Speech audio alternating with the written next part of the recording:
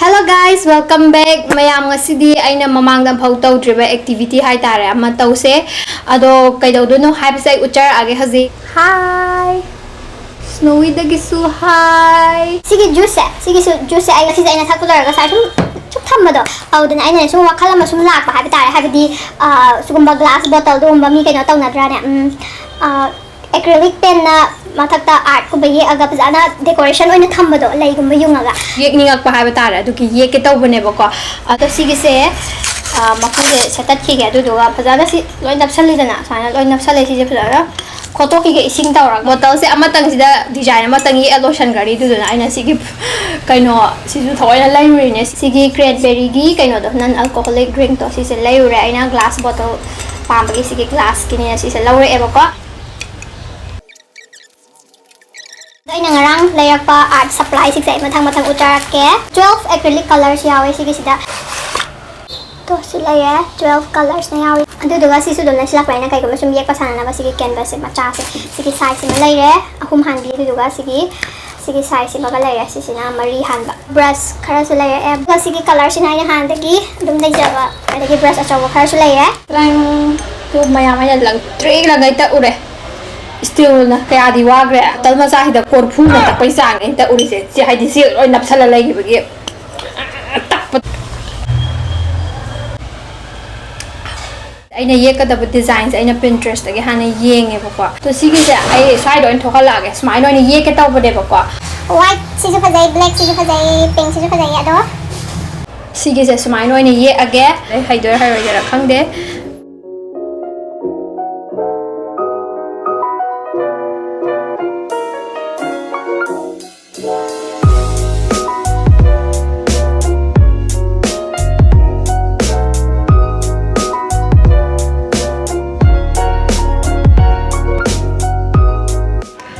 Yang to aina white bottle sidi yek paloi bako smain tawre khutti yam kana nandre ju ahan ba smaina details macha hai toira aina yek pa ahan ban sigista aina amalang achobodo thread achobodo mama pop sabodo du do aina smain aina ki re bako smain aina seme do turi smain ye e adum phajara wala igi mitati pink and white ki theme nga te ai se smain tawasi ani se lai re sisu phajai agi mita di ado ani si manung karam na hen ga hadu dum comment haibiramo hi mayam ngasi sina next day ne ado aina ngarang glass bottle da aina maina ye edana ko ye aga aina habidi ani ye ido flower vase oina bani dana ko adu duna ai su lai ga do phajaba ko do hapning eba yung ga thamning eba ko adu duna lai ru ga tawbone ba ngasi se moi gi adum sorok matai de yolaga adum phajaba yam yo mam lai ba yon ba ko adu gi du da chatlaga ai se lai ru ga tawbone ba adugi aise satna balo shalam bane bako adu nungsa so sa summer ri yorabni na sabu hen kale du nungsa so yam ya idana ko adu duna mayam da aina tanja se lauraga yamna aina hajik sijina ba yam nungai ba sunscreen ama ucharake bako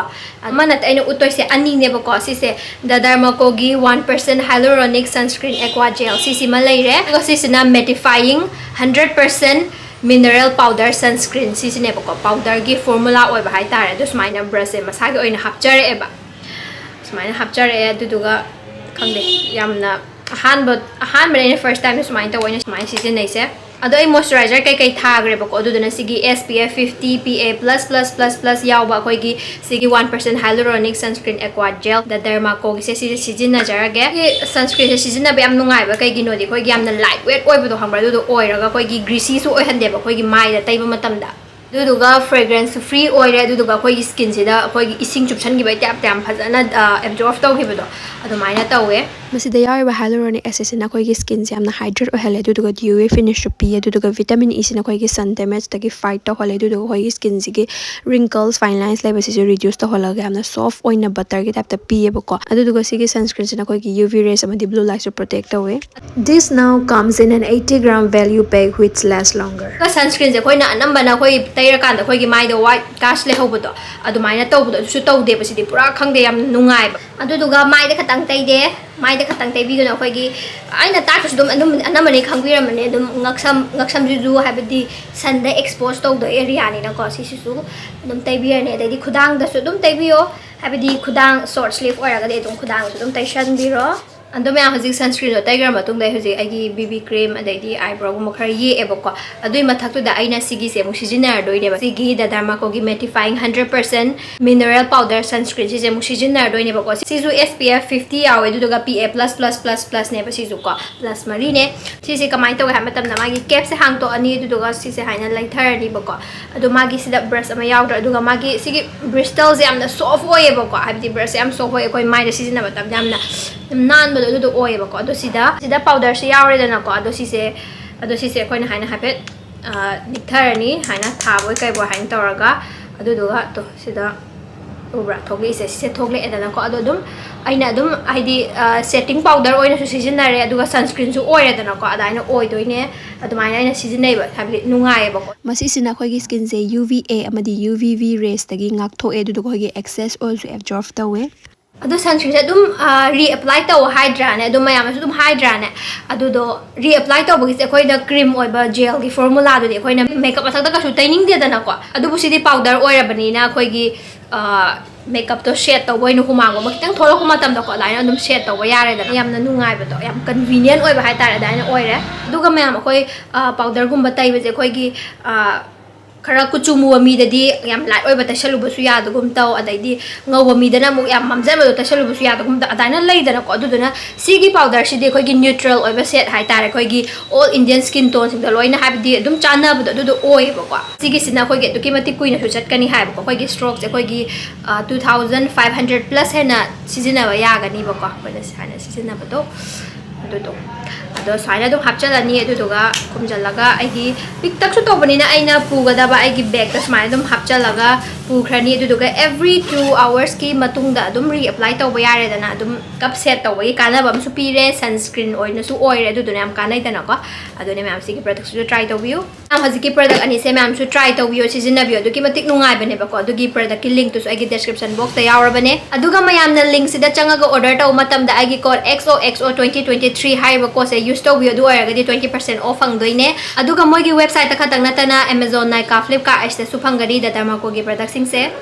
all Dermaco products are fragrance free, and if you want to buy these products you can click the link in my description box, and every time you buy from them Dermaco will link your order to a child that they help educate along with Vumi. They have pledged to help 10,000 plus students across the year. adu di myam ai hojik lo sambu loire sammudi hatri ai ja dum khangdi ha roi hai dum papa dum haina click na phagat laga dum chat khrani adu ga bag sis me ya le hai re ga samdi di ka dor puri ka se khoi gi lei gi thim dre na ngasi chat to se lei ba chat to se adu di myam lei ba mu chat lo si hello कितना है 200 का एक पर piece करी लई you सिके खंदे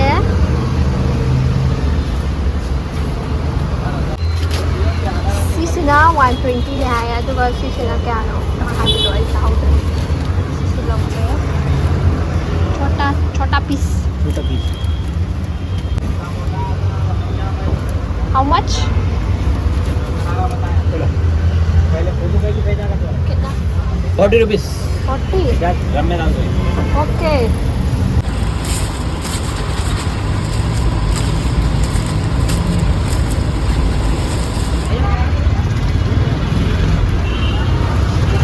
let me choose, okay? Let me choose. I don't like.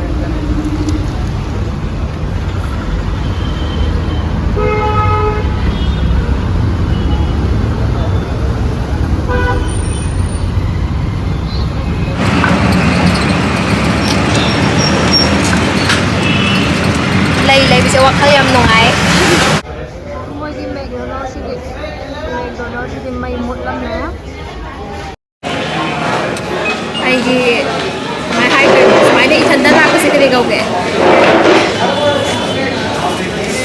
self that aigi self that ni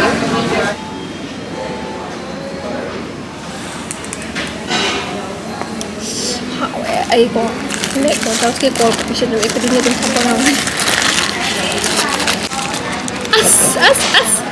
as oi ni kan dulu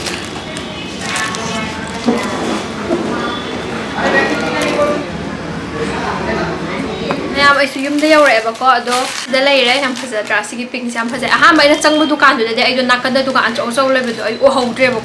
ꯑꯗꯣ ꯑꯩꯅ ꯑꯍꯥꯟꯕ ꯆꯪꯕ ꯗꯨꯀꯥꯟꯗꯨꯅ ꯈꯔ ꯄꯤꯛꯑꯦꯕꯀꯣ ꯑꯗꯣ ꯄꯣꯠꯁꯨ ꯇꯦꯛꯁꯨ ꯇꯦꯛꯑ ꯂꯩꯔꯝꯃꯦ ꯌꯦꯡꯉꯣ ꯑꯗꯣ ꯑꯩ ꯅꯥꯀꯟꯗ ꯂꯩꯕꯁꯤꯡꯗꯣ ꯎꯔꯨꯗꯕ ꯑꯗꯣ ꯑꯩꯗꯤ ꯃꯉꯣꯟꯗꯒꯤ ꯁꯤ ꯍꯣꯏ ꯆꯞꯄꯨꯗꯤ ꯂꯣꯏ ꯃꯥꯟꯅꯩꯕꯀꯣ ꯑꯗꯣ ꯁꯤꯁꯦ ꯂꯧꯔꯛꯑꯦ ꯑꯗꯨꯒ ꯑꯩ ꯀꯂꯔ ꯄꯥꯝꯃꯦ ꯄꯤꯡ ꯂꯩꯕ꯭ꯔꯥ ꯍꯪꯕꯗꯣ ꯂꯩꯔꯝꯗ꯭ꯔꯦ ꯃꯥꯏꯗꯨꯗ ꯑꯗꯣ ꯃꯊꯪꯒꯤ ꯗꯨꯀꯥꯟꯁꯤꯡꯗꯨꯗ ꯂꯩꯔꯝꯃꯦꯕꯀꯣ ꯑꯗꯣ manamsu nungsiye si lily se si yellow si di manam namde aduga pink si di manam yam nungsiye ado hazik aigi kaino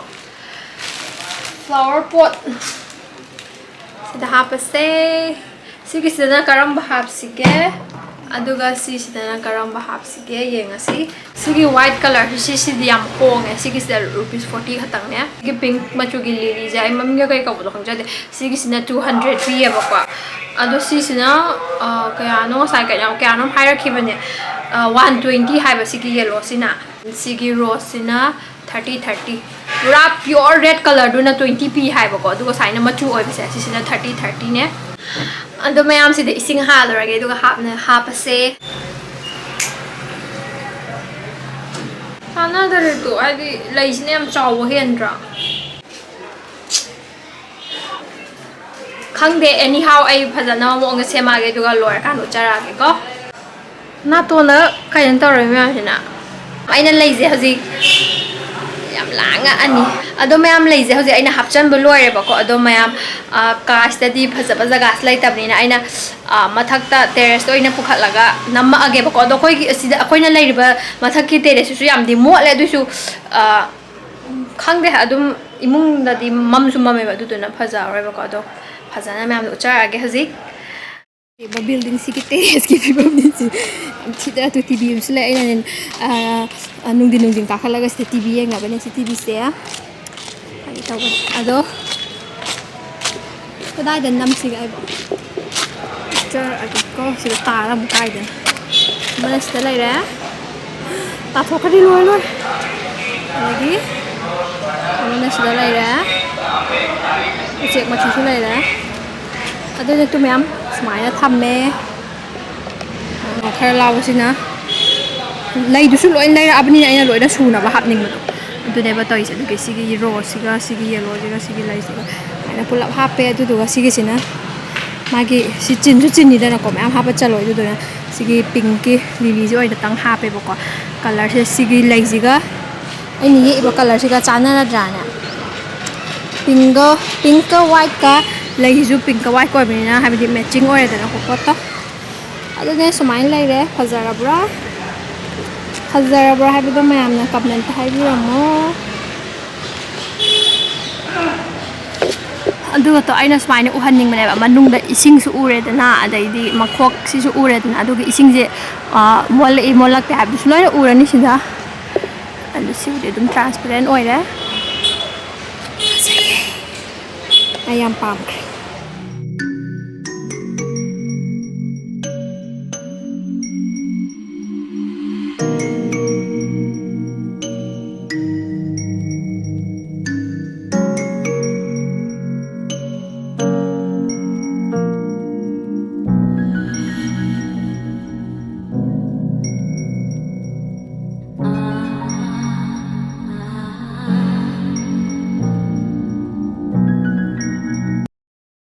leire hazadra chana dra duga sisina smile leire duga yellow sina kiki ga am chana dro mayam lengos da kiki ga am chana yellow sina siya go oh musakse father oi dora bane si je father mana namdana ne angang masa angau bi su mother oi handore magi wife on thokre mana kui dra bane mother oi da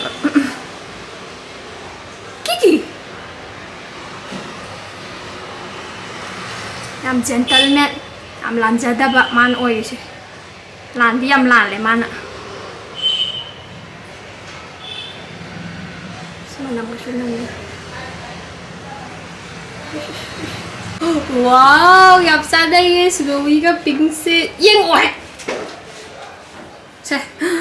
wow se yeng ga snowy siang ah ꯌꯥꯝ ꯐꯖꯩꯌꯦ ꯌꯥꯝ ꯐꯖꯩꯌꯦ ꯌꯥꯝ ꯆꯥꯟꯅꯩꯌꯦ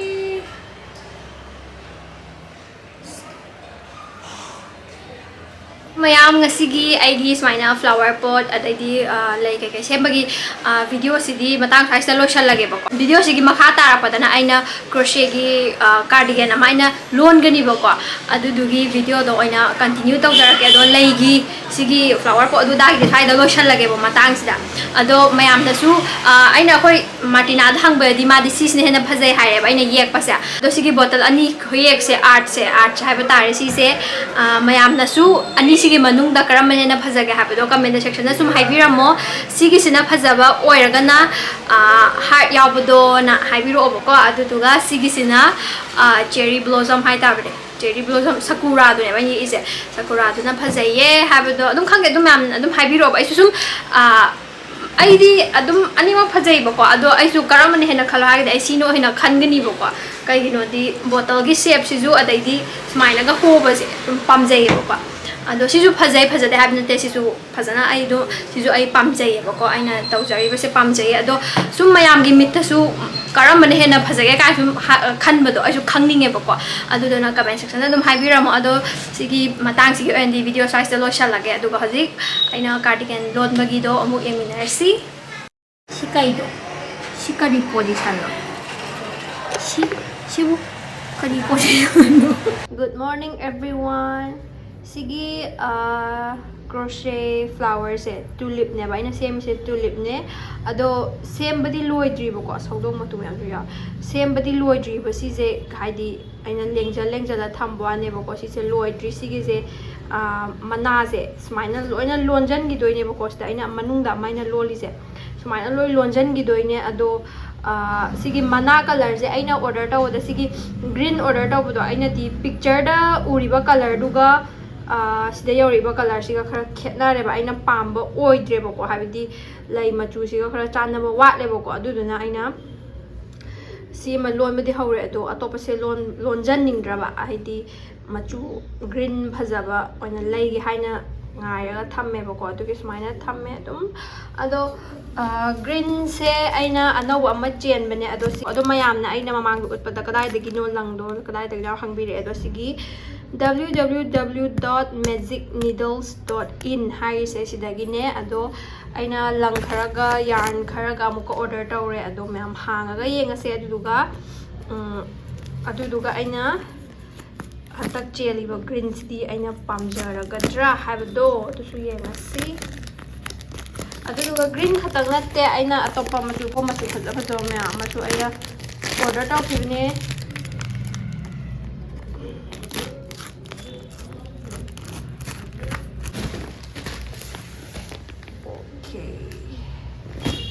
white angle da namage sina pa ado aina cheliba green sina sida yaure sigi color sina phajadaw mal habidi machu se ko habidi to sina leida lei mandro si khara phagi male dana ko ado sigi green sina phajana oina si se lonjil laga phajana buke phajana semakke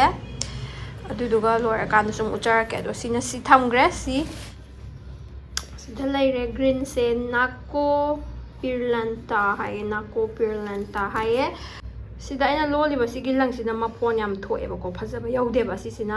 acrylic oi gum tawbane ba kori ba sidi acrylic natte si sina pura phi je makhal da mo oi ba ko ado kai no khangde kari phi hai doino ai khangde yam di mole phurit gum tu yam phajadaw man phida ja habidi yang ga yamna nungai ha ta adune aduga sisina pure cotton yarn oidoine pure cotton oibi duga sigi machu yam phajai ba ko sigi pastel green color je tu yam phajai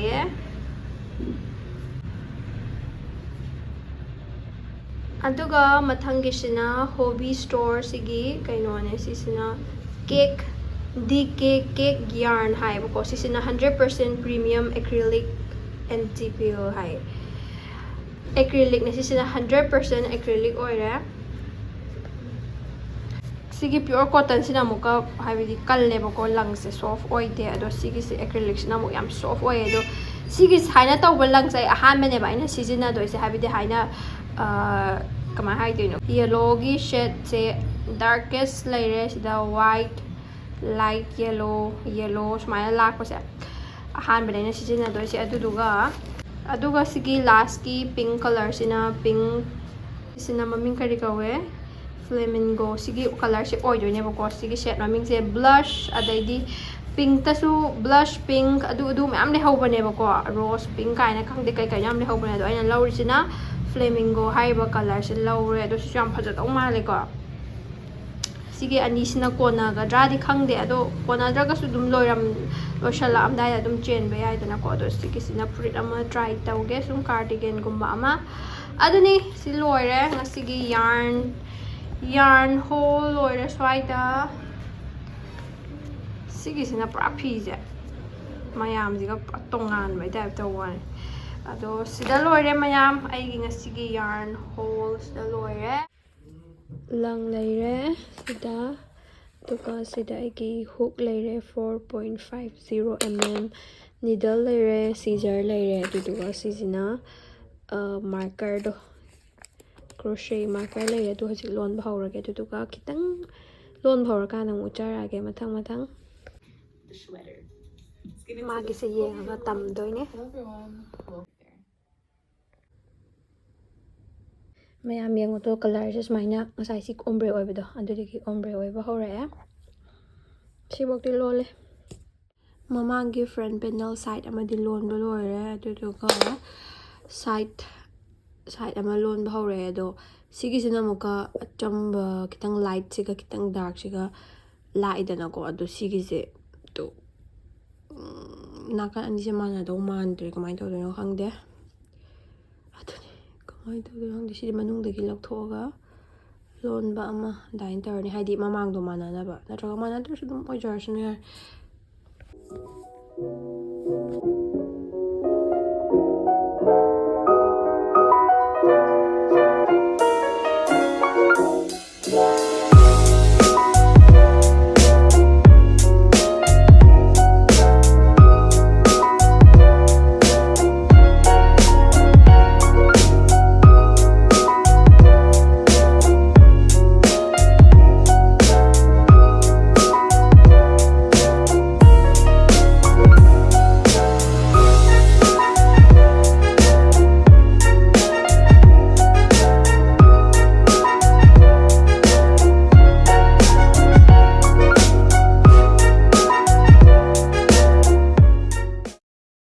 aina lon ba cardigan do sita laire ba ko sisina maning thangba side oidoine aduduga sisina khudang oidoine khudangi su loire adai sisina khoi gi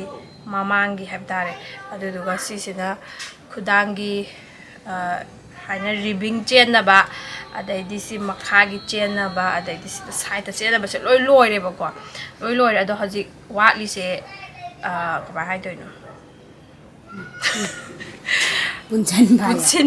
punsan naraga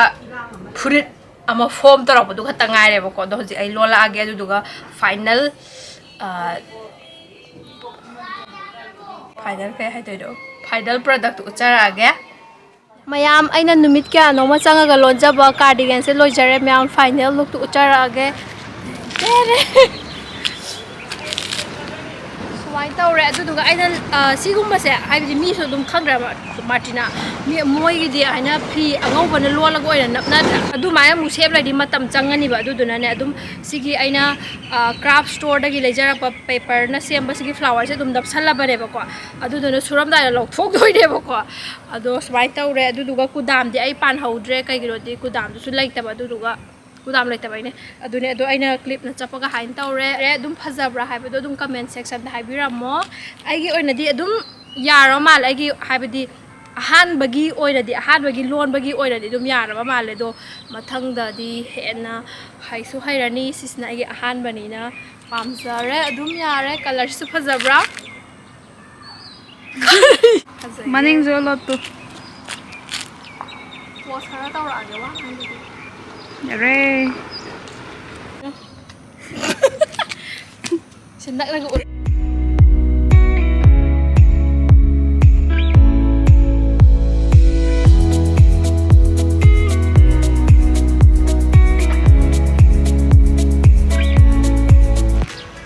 ꯑꯗꯣ ꯃꯌꯥꯝ ꯑꯩꯒꯤ ꯑꯍꯥꯟꯕꯒꯤ ꯑꯣꯏꯅ ꯑꯩꯅ ꯑꯍꯥꯟꯕ ꯂꯣꯟꯖꯕꯒꯤ ꯑꯣꯏꯅꯗꯤ ꯍꯥꯏꯕꯗꯤ ꯑꯗꯨꯝ ꯌꯥꯔꯕ ꯃꯥꯜꯂꯦꯕꯀꯣ ꯑꯗꯣ ꯃꯊꯪꯗꯁꯨ ꯑꯇꯣꯞꯄ ꯐꯖꯕ ꯂꯣꯟꯕ ꯉꯝꯅꯕ ꯍꯣꯠꯅꯖꯒꯦ ꯀꯥꯏꯅ ꯏꯁ ꯌꯥꯝ ꯑꯔꯨꯕ ꯊꯕꯛꯀꯤ ꯇꯥꯏꯞꯇ